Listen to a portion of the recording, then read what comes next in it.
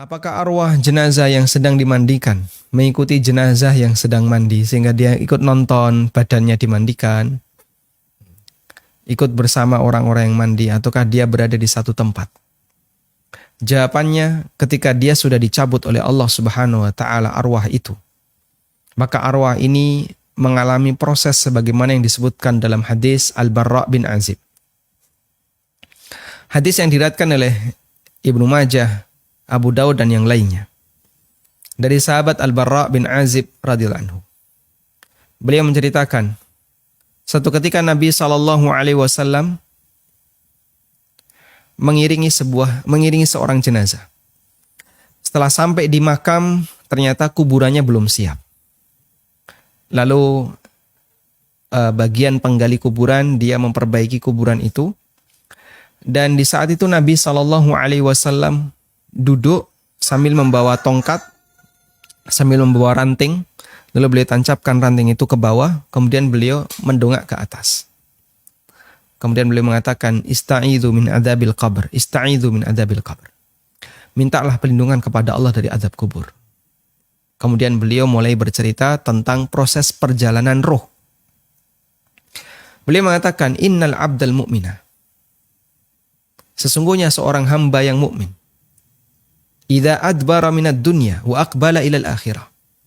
Apabila dia mau meninggalkan dunia dan sudah bersiap untuk menuju akhirat, maka datang malaikat dengan rupa yang sangat cerah, membawa kain dari kain pilihan, membawa minyak wangi, hanut dari surga, dan beberapa yang diceritakan dalam hadis itu. Kemudian malaikat ini duduk di sekitar mayit ini, madal basar, sejauh mata memandang. Tsumma ja'a malakul maut, lalu datang malakul maut.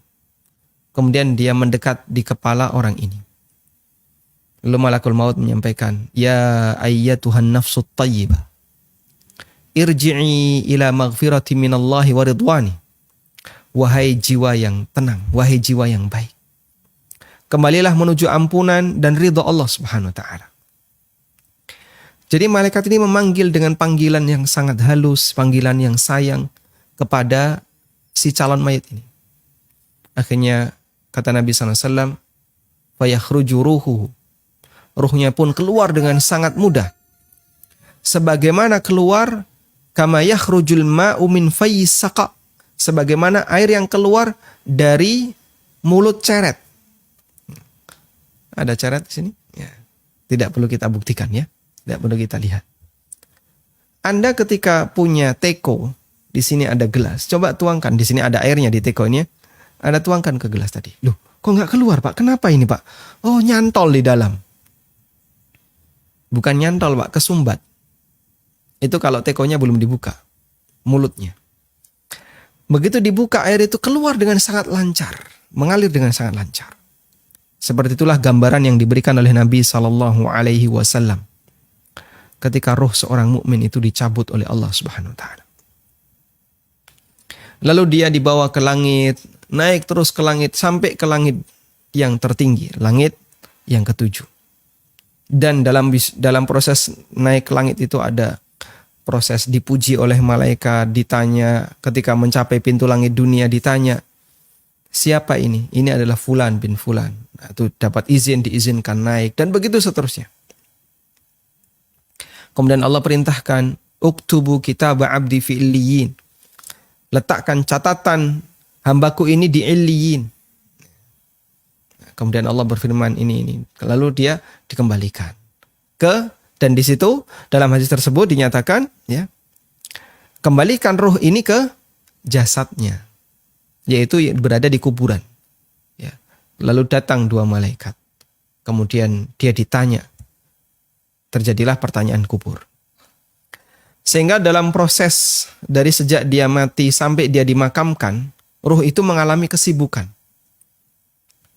Pak, berapa lama dia mengalami proses seperti itu? Wallahu a'lam, kita tidak tahu. Maka jangan dibayangkan roh itu gentayangan di mana-mana melihat suasana sekelilingnya. Ya. Kok ini yang layat sedikit ya? Kota infaknya pasti sedikit ini.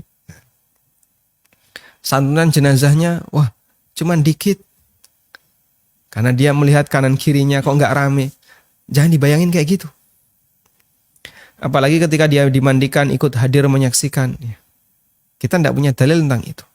Yang ada adalah hadis dari Bara' bin Azib yang diceritakan Nabi SAW tentang proses perjalanan ruh dari sejak dicabut oleh Allah Subhanahu Wa Taala, dicabut oleh malakul maut, sampai akhirnya dia dikembalikan lagi setelah dia dimakamkan. Wallahu a'lam.